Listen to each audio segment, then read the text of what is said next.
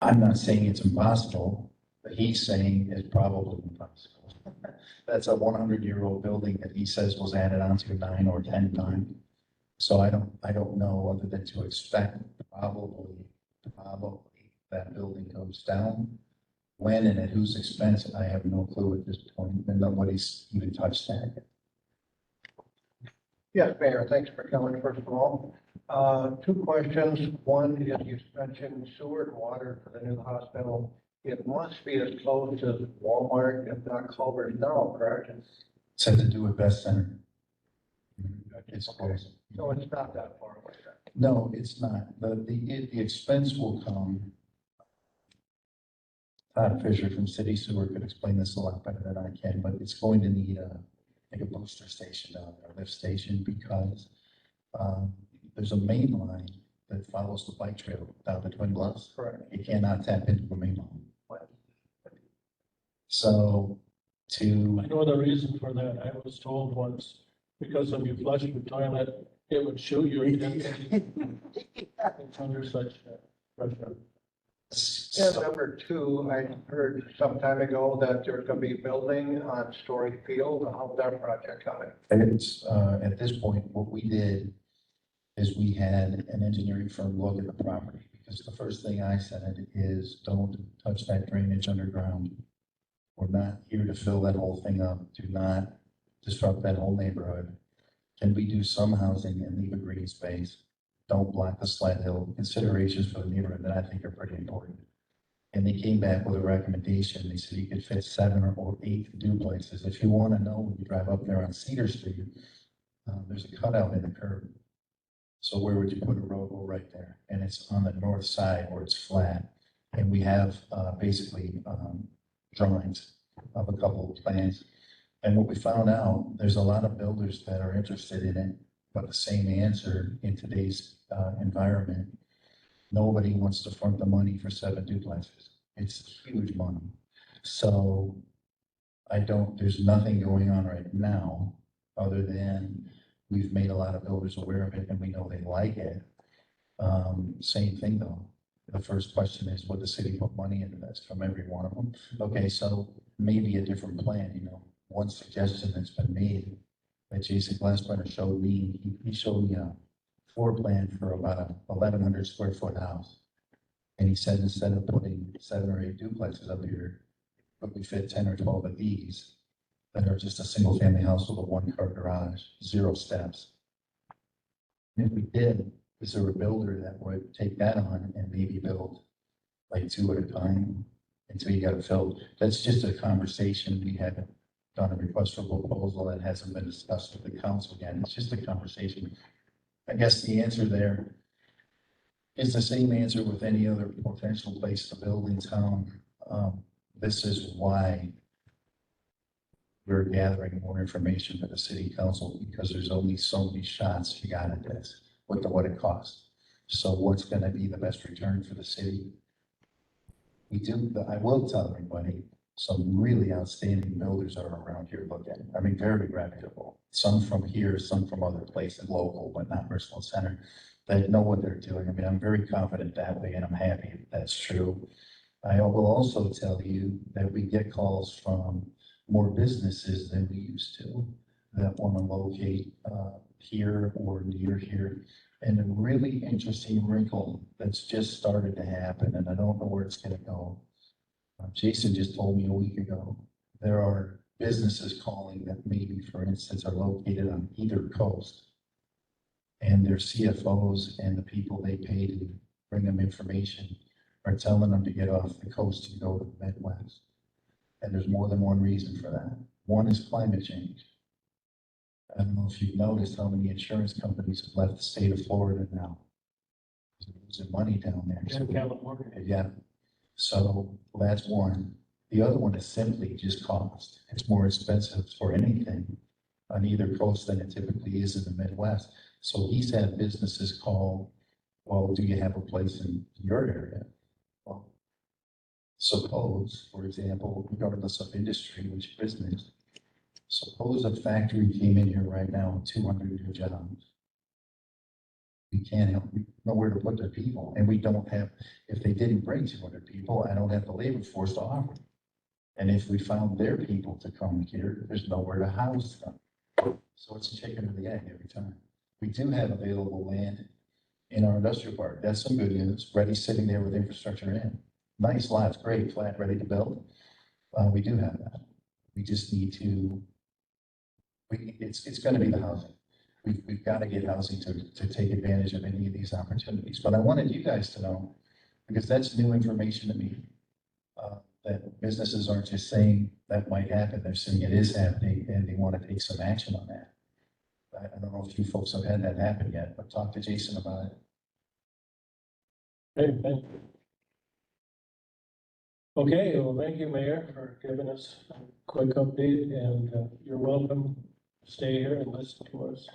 I don't know how much of substantial data we're going to get into. I know Mike Mendel's gonna fill us in on the floodplain, because when we looked at the floodplain, when you see it, you'll know what I'm talking about.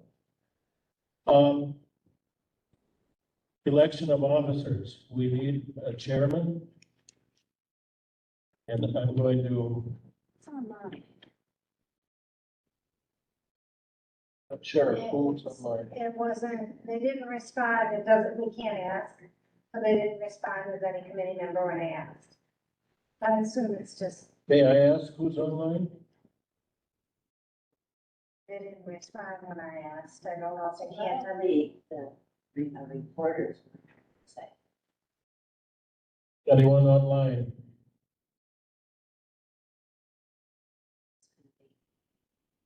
I'm gonna open nominations for chairman of this committee.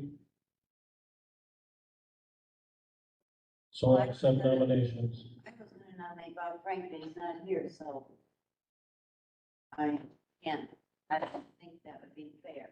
Wait, Yeah, I nominate Steve Williamson. and there. okay, one at a time. Gary Manning nominates Steve Williamson.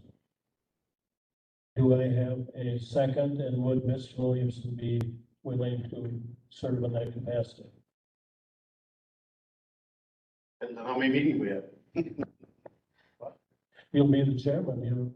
Sure, that's true, yeah, we can adjust that, so, yes. Okay, we have, and a second, all right? Do we have any other nominations for chair?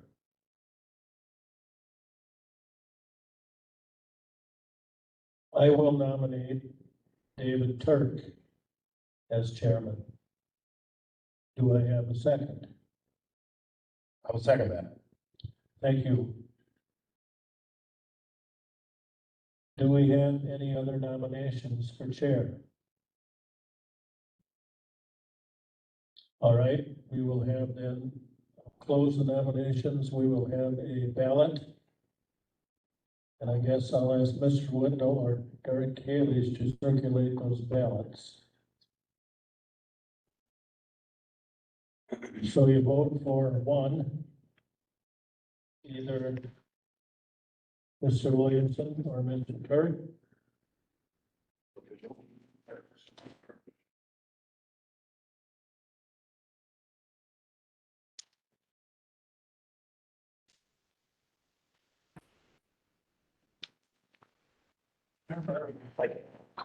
No, I said, I'm just giving it them to say.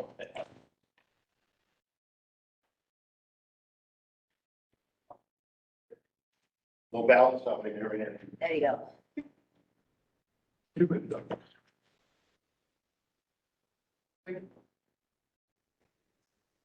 Gonna get Marty, Jeff?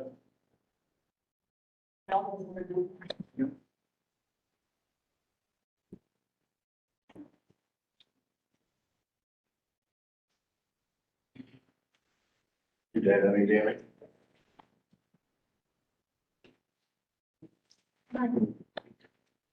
What, you're out? Trees went out. One. A black little bit.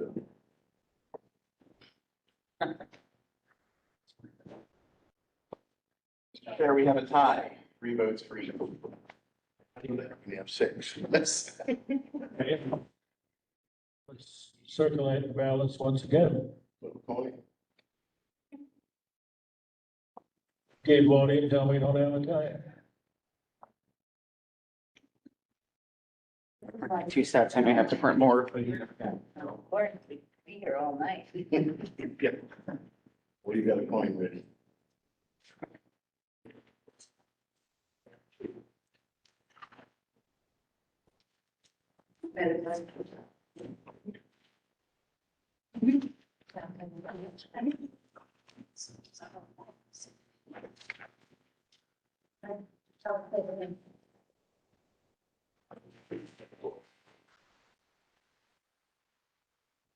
Spam call. I get cheaper insurance for it. Extend my automobile warranty. That's what I was thinking.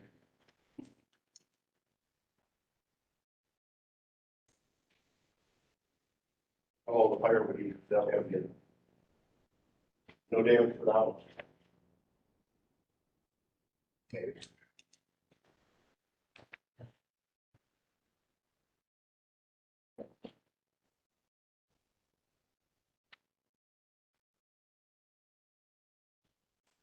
Mr. Chair, we have a tie.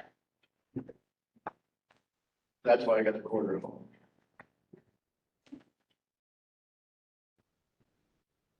Why don't you just chair until the next meeting?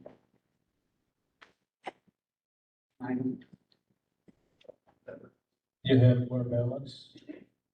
Let's circulate them. Okay, so let's, so I'll have to go make more copies then.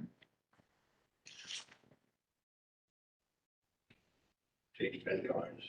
Everybody changed their vote. It'll still be a tie. Maybe we should hear from the candidates.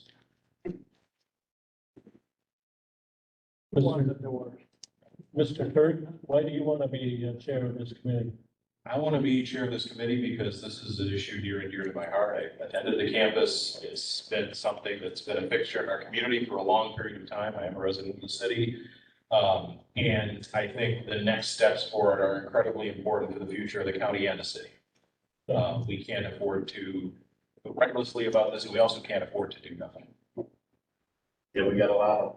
Mr. We got a lot of things that have to be accomplished before snow flies. And I'd be fine if David would take it. We don't have to vote again. Hopefully he has more time than I have. Well, We'll try it one more time. let's try it one more time. I think with our candidate comments will be good. Yeah. I don't switch things here. So, yeah, see more. Our former chief counsel used to have a blackboard up here. I'm not saying that you have to have a blackboard. Was that after I replaced the stone tablet and chisel or? Still there. It's still there, yeah, it's still there. The last time I used the chalkboard, I wrote with the wrong hand and had to be reminded that I Oh, was. no. They made you right-handed trying to, huh?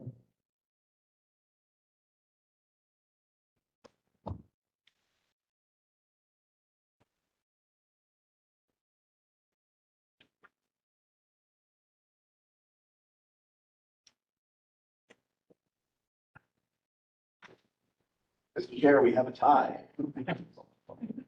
I will concede to Mr. Turk. We can move forward. If you make that a motion, I'll second it. I'll make that motion. Okay, Does that work, Mr. Windham? A motion isn't really required. All right. We have strong feelings about forcing people to do work they don't want to in this country. okay, so we'll declare Dave Turk as the chairman. And David, do you want me to conduct the nominations for vice chair?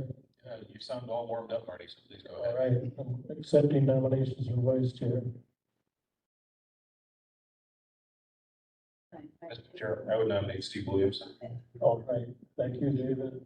Steve Williamson, do I have a second? second. to that? Second by Gentis. Any more nominations for vice chair? Any more nominations for vice chair? All right, since we only have one candidate, I'll accept a motion to suspend the rules and by unanimous Make that motion. consent. Like him. Okay, Manning, seconded by Richard McKee. All those in favor, signify by saying aye. Aye. Okay, we have chair and vice chair. Scheduling of future committee meetings, but why don't we talk about the floodplain issues on the campus property before we get into future meetings? I'd like to cover that. So maybe that's the most important thing that we need to look at. And Mike joining us is zoning administrator, Mike Bindle. Already in the picture. Yep, just trying to figure out now. I apologize if I think something I forgot, so. I have to turn your hands left and right. Once in a while. I can rotate them quick. I can do it. Just gonna rotate them for a chair. Good. Two. Sure.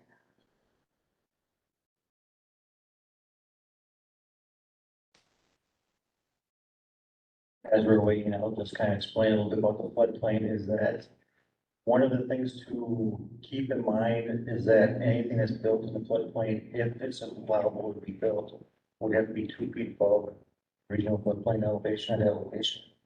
So starting off with this picture here, you can kind of see the campus. You got Hive Drive over here, you got the entrance to the mobile home park and all that. And East Hall was right here. So it kind of just gives you the layout of the property. And then the next slide.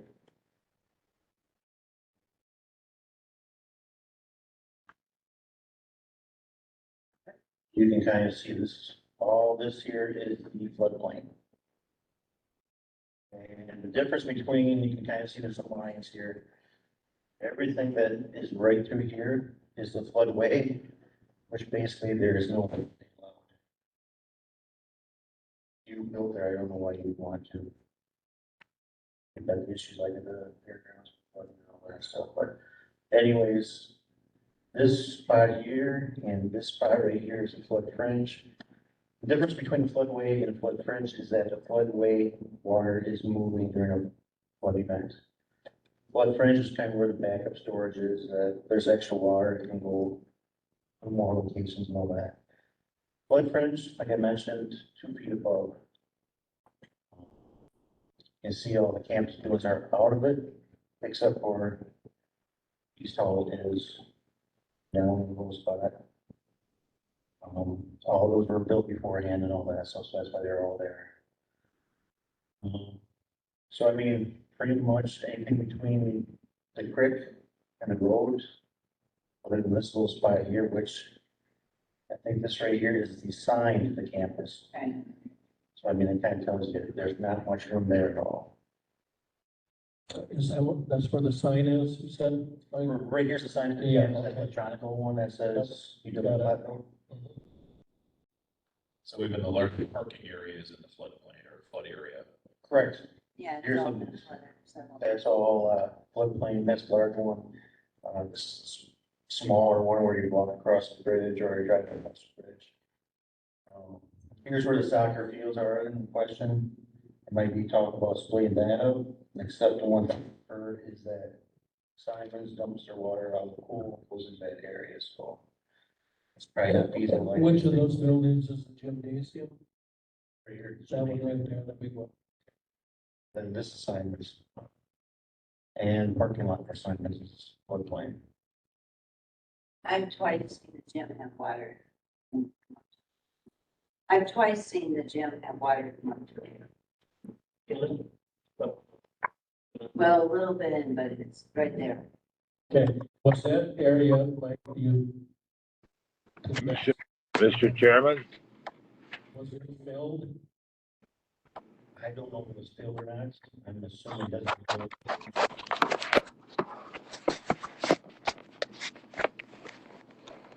Pretty much great support. And all that, that's probably up just a little how it is, as it was.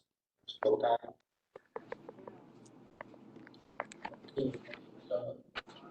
Here, someone, Mr. C, is that you? yes, thank you. Can you hear me? Yes, we can. I've had a great deal of difficulty connecting. Well, you are connected, and Mike Bendel was just explaining the floodplain at the campus.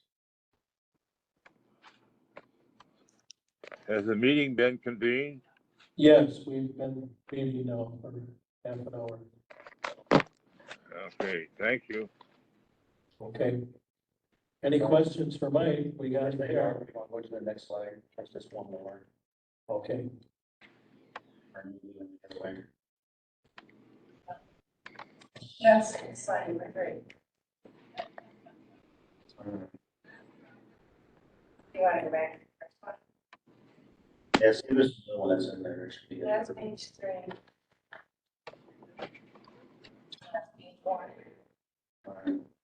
Anyways, back to the other green one, there is layers or lines that shows you the elevation that you have to be at the ordinary or floodplain levels. And I think that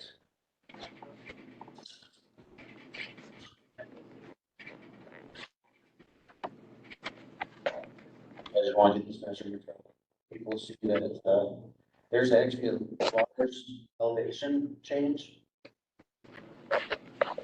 So basically over on this one over here, it's 741 feet. Floodplain compared to over here, it's 737. So the year was getting, we're dropping 4 feet of floodplain in that shorter distance, but I can't tell you, it explains that the flow through here is really fast. It's not gonna be something that's really slow. It's decent amount of water going through there. Okay, Mike? You're right, Ted. Is my understanding that where the flood plain is, we could put in like 2 feet of clean fill without any permitting or anything? Oh, no, that's a whole different story. That's what I. So back up to where the flood fringe was, they mentioned, like, say for the soccer field up here. To bring in the 2 foot fill or bring in any fill, they would raise or lower the floodplain elevation, you have to do a hydraulic study. I hired an engineer coming in and all that stuff. Once that's done, you send that down to FEMA down Texas, and I'm told it's $4,000 review fee for that, just for them to review it. And if the project gets approved and afterwards, that's another $4,000 for the second engineering study, just to show what the difference of the elevation, flood change, and all that on the mapping, because then, once you change this, then everything else is changed up, valley down and all that.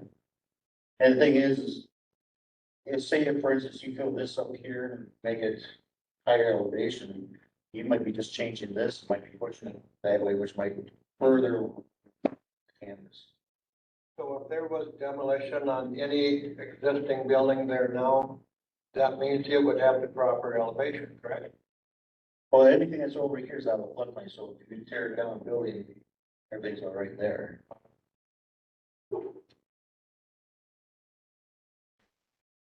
So my conclusion here is that we do have valuable property there, but probably not as much as some of us thought we did. Well, I think it's open for a reason. I mean, that's probably quite in the past and all that stuff. Of course, we're only looking at the campus buildings proper. There is area behind it now. Right, I mean, you go all the way up the hillside. I mean, you got other routes too that's, you could use this as the town or city road. It is a city street. I mean, if you went to one build and all that stuff, you have actually another access point other than this one. I think the one that comes down from the north. Rainbow. Rainbow I mean, Drive. there's different access points and there's in case of a flood or these bridges don't pass. And all those other issues remain. But does anyone know the status of those bridges right now, Steve?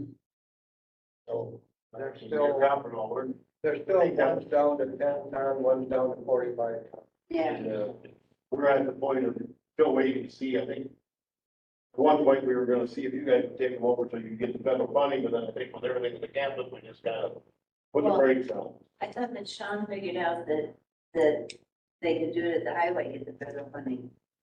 That's Did what I that heard. not come through what Sean said?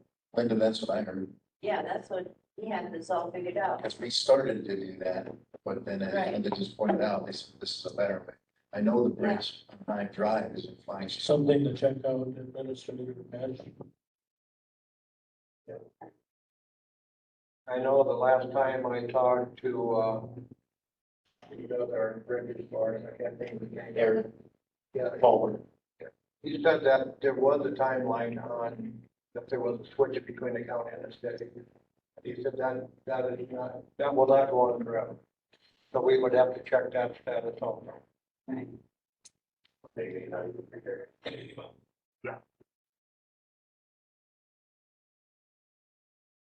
All right, Any other questions? Otherwise, we're all going to say. Any place into them fields like where you could get a big enough footprint for, say, a jail or a hospital or any large building? Or would it just get too big? Anything done, it's Right. engineered, right? I think. All depends on what this committee wants to do with the buildings and all that. If it started here, or you can build way up here.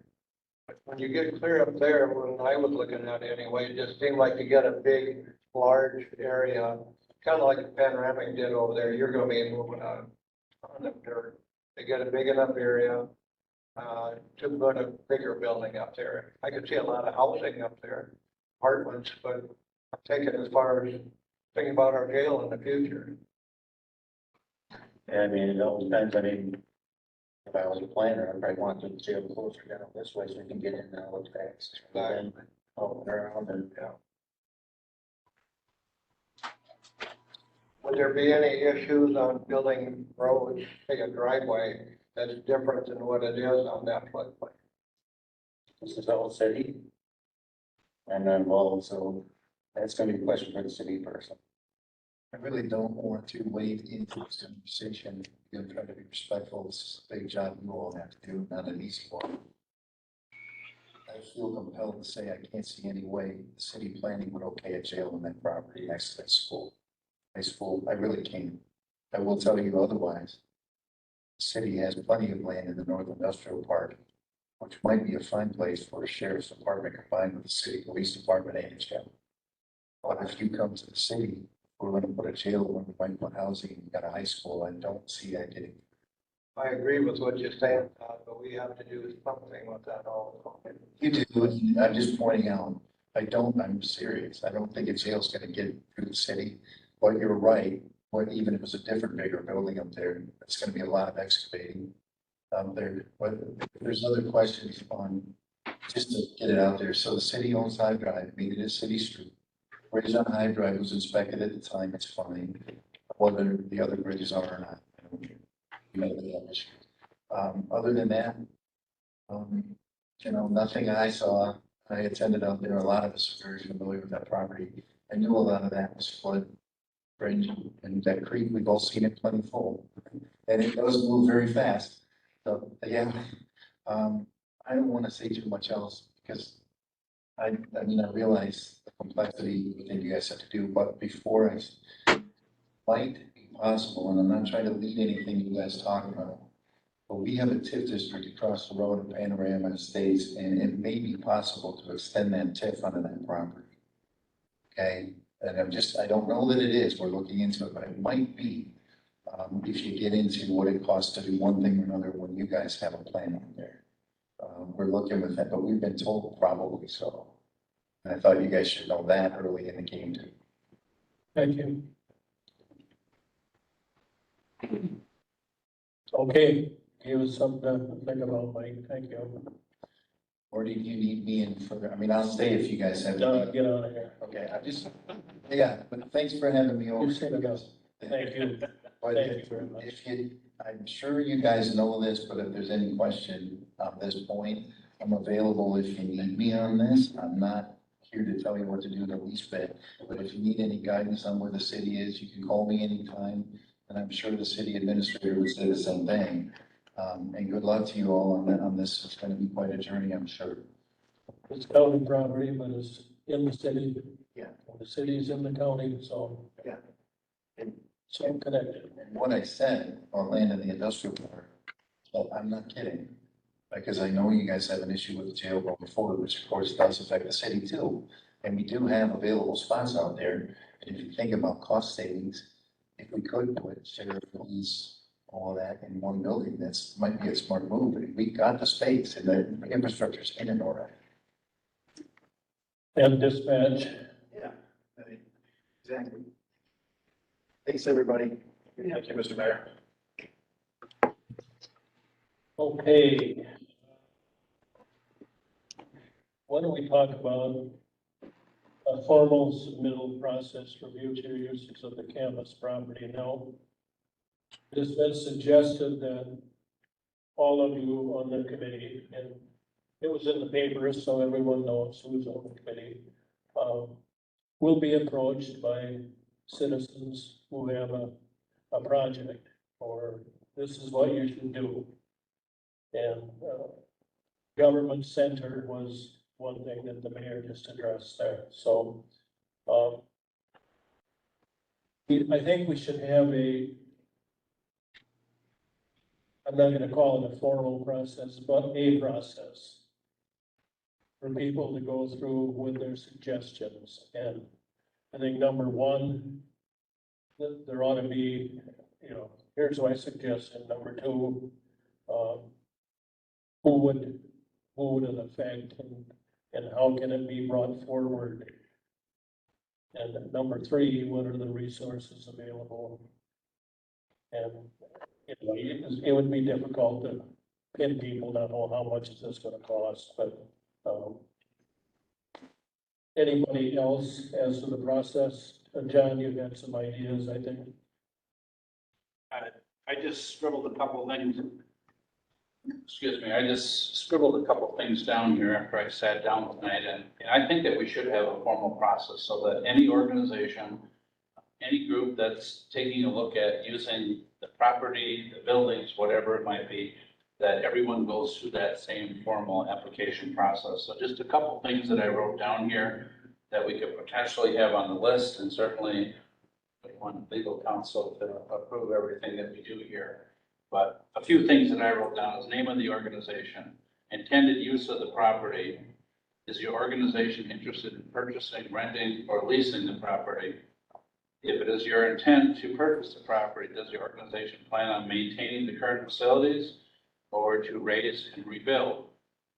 Specifics on as to which facilities, if any, will be used, commitment in terms of how long they intend to use the facilities or the property, commitment in terms of financial support from the respective organizations.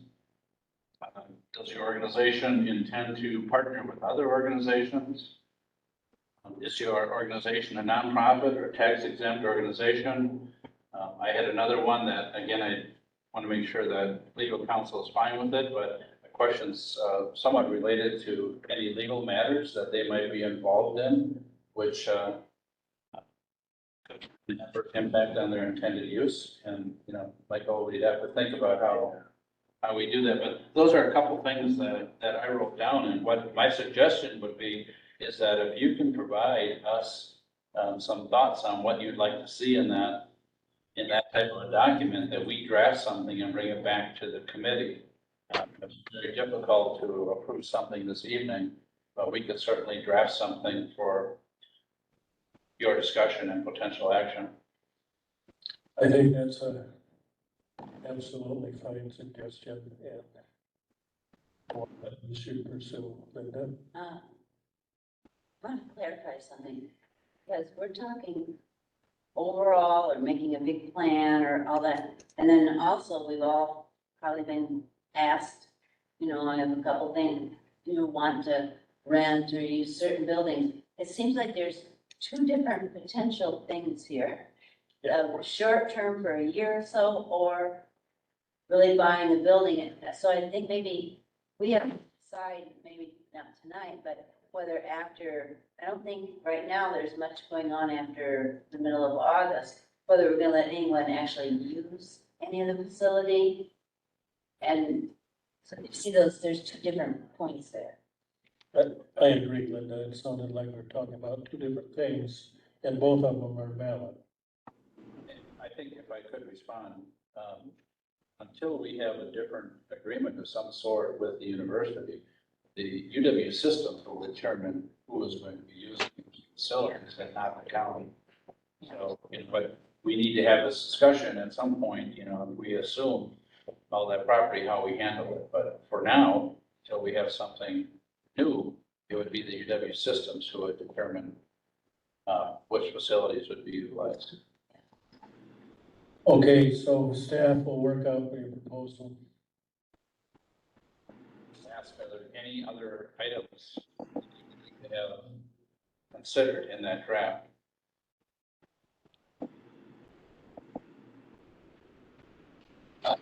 As I'm listening to discussion here, I'm thinking we want to emphasize that we're looking for ideas of what someone else would do with the property, not necessarily suggestions about what the county could do with it, because we're not really in a financial position to just say, hey, let's just keep it and we'll do all this stuff. Again, my thought is that, and maybe not in this document, but I think the county also should consider any opportunity that arises, including the county keeping the property and doing something, either with the buildings as they are, which would be upgraded, or to raise, demolish, and build something new. So I think everything has to be on the table. As it has been suggested, once it's gone, it's gone. So these are careful considerations we must say. I just can't stress, if I could, Mr. Chair, I can't stress enough how, and I think Supervisor Turk mentioned about being responsible in decisions that we make or something to that effect. And we have to be responsible, but we have to take a hard look at this. As of this, for 2023, the county has budgeted $40,000 to maintain those facilities and to provide the cost of insurance. That was way underfunded. It wasn't just last year, it's been in prior years. So one of the things when we take a look in the budget, we're gonna have to be honest about what it's actually going to cost. So we're at, as of July 19, we're at $52,000 plus this year. We have some invoices that haven't come in yet. I was informed today that there's currently 2 air conditioning units that are not working. The people that came and looked at them really don't know what to do with them anymore. They're in that bad a shape. So one of the other things, and maybe I'm getting ahead of myself here, but I think one of the other things that is an absolute must is I think we have to have an organization, a company come in that are experts in the field, take a look at what all the HVAC systems, the water, everything that we have out there, and see what could we repair, what can we maintain, what can we no longer get parts for, what absolutely has to be replaced. And we have to make those decisions now. I mean, we've had the issues with the air conditioners, which is really important in the summer, but it's going to be more of a problem if we don't have heat in the winter. And we don't have a lot of time to mess around with this. We have to keep moving.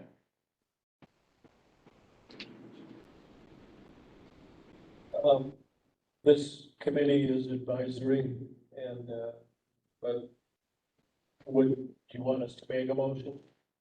Maybe place this on the finance committee agenda? I think it could be on the finance committee. I think it could also be on public works committee, or we could just have consensus that you would like us to seek some quotes on what it would cost to have somebody come in and do that work. I don't think the county has a choice. I think you have to do it. Yeah. I agree. I don't think. Did you do any of that, Linda? I don't know. No, we didn't do the overall. I mean, we have, we looked at all this, but not a big long term on that. No. Well, we have I don't know, consensus. why don't we just have consensus? Why do we have? Let's have consensus. Please do that. That's the essential information for us to have as we're considering stuff moving forwards, yeah. Okay. And also on the formal submittal process, the consensus there as well. All right. Scheduling the future committee meetings. So what do you think? We had it on Monday night. We had it on Monday night because this is the fifth Monday in the month. We knew there were no meetings scheduled. At this point, how often should we be meeting, do we think? I know we're waiting to hear back from what's gonna, the outcome of our negotiation with the state. My personal opinion on that is I think that when you come up with ideas, if the ad hoc committee directs staff to take a look at certain things, like now we have direction, we'll take a look at putting a draft document, submittal document. We'll go and contact and see if we can get some quotes on doing some type of an energy audit or whatever. The committee doesn't have to do everything. If you give us some direction, we can provide a lot of that work for you, and we can't make decisions, so we bring everything back to you. I don't think it would be necessary at this point to meet for 2 weeks for sure.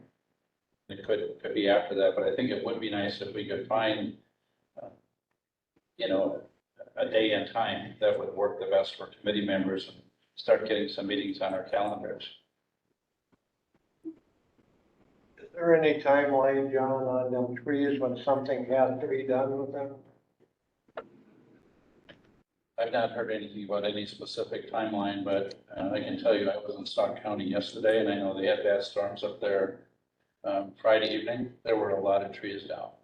And when you get trees that are not healthy, and you get strong winds and heavy rain, or you get hail or ice or, ice storm on it, I think there's a lot of liability there. So it's something we really need to address soon.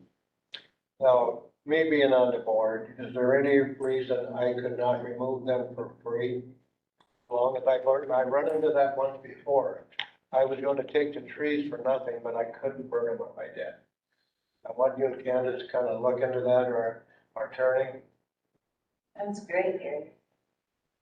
I've talked to Mr. Wendell about it a little bit, but he can fill you in. I am not comfortable offering an opinion on the subject in this forum, but you're not the first to ask, and it is being researched on the county's ability to accept services as a kind of a donation, like instead of taking money, we take services. The last I left it, actually, my recommendation at that point was that there's nothing precluding us from accepting such a donation.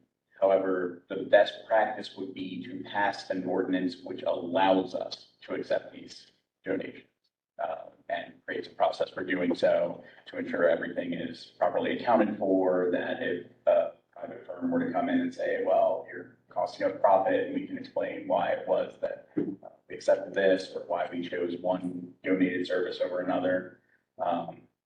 That was as far as I got before other matters. That's something we should put in the county board. Yeah.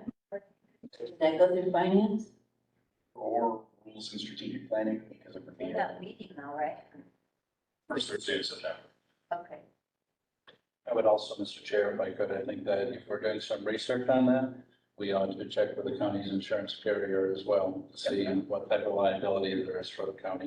And also, can you get rid of that diseased wood? Is that a restriction? There used to be a restriction on the ash. It's statewide, it don't matter.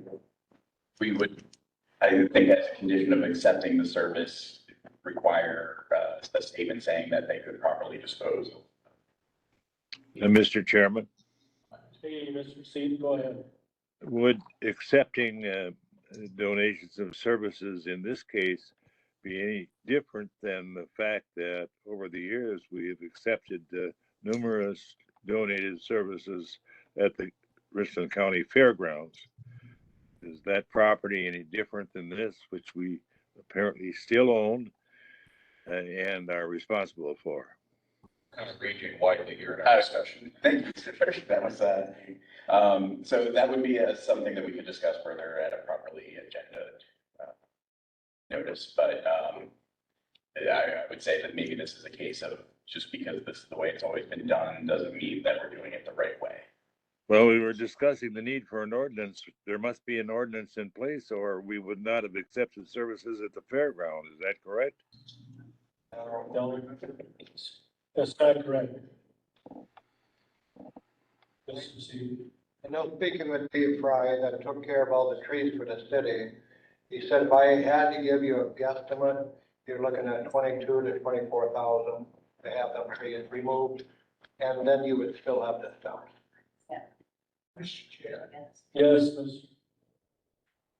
McKee. I don't recall, but I think we accepted services in kind or donated services when we cut the trees down around the courthouse. Now, that's. Again, Mr. Chair, we've moved beyond the subject of the state meeting agenda, so. Well, it's been pretty brief. At a meeting. Okay. Put it on the agenda next meeting. Yep. We can do that. Next meeting, we got two. So we had a suggestion that at least 2 weeks might be appropriate. You want to do 2? Do we want to do 3? You know, if we're looking at Mondays, that's, you know, either the 14th or the 21st of August. 21st is Pine Valley. Okay. Mr. Chair, whichever chair. Just a thought that I had is, what if we, at least for the next meeting, schedule, let's say a half an hour, we'll do it at the call of the fair, but if we did like a half an hour meeting prior to the county board meeting, because you all intend on being there anyhow. Does that work? Do you have any other conflicts prior to the next county board meeting that evening?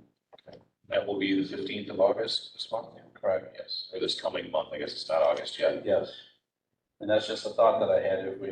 Well, we need more than half an hour, Barb, I think, don't we? It doesn't matter, because I can have it open. I can do whatever. Either way will work. Okay. So, just a question for Barb. Would we do the committee meeting over at the Phoenix Center then, prior to the county board? Yeah, Do we want to shoot for 6 p.m. or 6:30? whatever. 6 would be, 6 might be better if we get into longer discussions and don't want to cut it off because of the board meeting. Okay. Yep. Say 6 p.m. Are we gonna set up regular meeting time or just this one? I think our goal would be to establish a regular meeting time, but for now, we just want to get the next one scheduled so that we can get back some of the information we've asked for. And at that meeting, we can certainly talk more about future meeting dates. Yeah, we have 3 people in that same still. Yeah, But it's good idea to piggyback on the board meeting. The Monday meetings are Pine Valley, Simons, and Richland, Parks, or City Parks. City. Yeah, library. But, you know, this is pretty important stuff here, so. Okay, next meeting then is gonna be before the board meeting. So I've got Mr. Holcomb. I would just ask if any of the committee members have any future agenda items that they would like the committee to consider. If they either let Chairperson Turk know or any of us here at this table, we can make sure that that gets on the agenda. So, Take a motion to adjourn. Sandy makes motion to adjourn, second by McKee, all in favor? Aye. We are adjourned, Mr. C. Thank you, Mr. Chairman. Gonna have a meeting before the